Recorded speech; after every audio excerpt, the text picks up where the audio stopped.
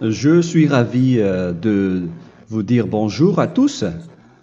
Nous sommes arrivés au moment où nous allons pouvoir avancer dans l'enseignement, c'est-à-dire avec la parole du Père Yava et de Yahushua. Nous allons suivre le numéro 16 de l'enseignement pour aujourd'hui.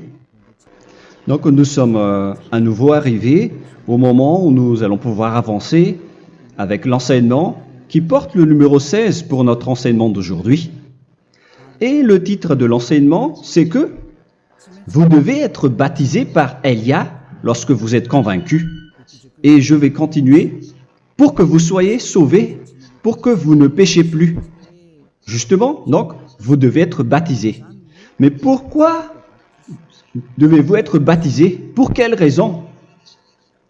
Lorsque vous êtes vraiment convaincu, excusez-moi, la loi dit que il faut faire de toutes les nations des disciples et les baptiser après. Nous allons lire cette parole d'abord, qu'il faut faire de toutes les nations des disciples et les baptiser après, selon le livre de... Qui déjà? Marc. Attendez d'abord. Non, c'est Matthieu 28.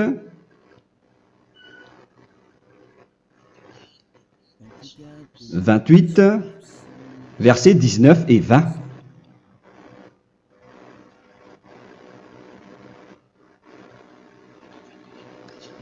Matthieu 28, 19, 20.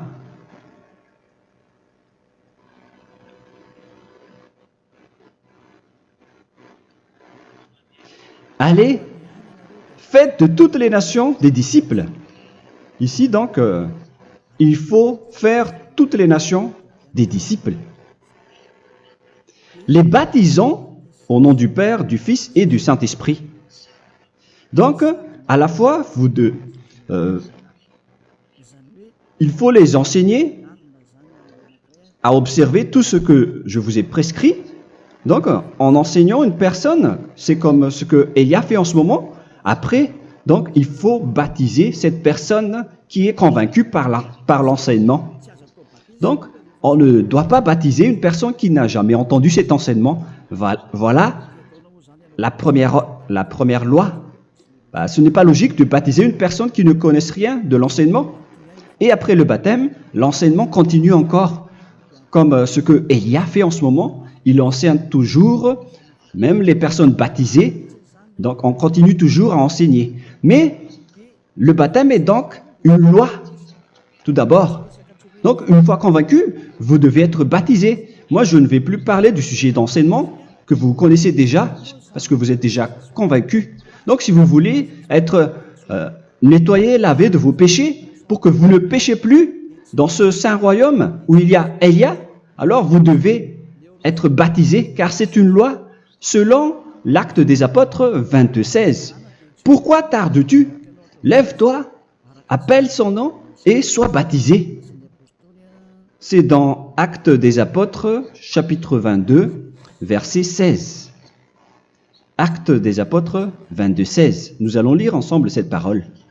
Et maintenant, que tardes-tu?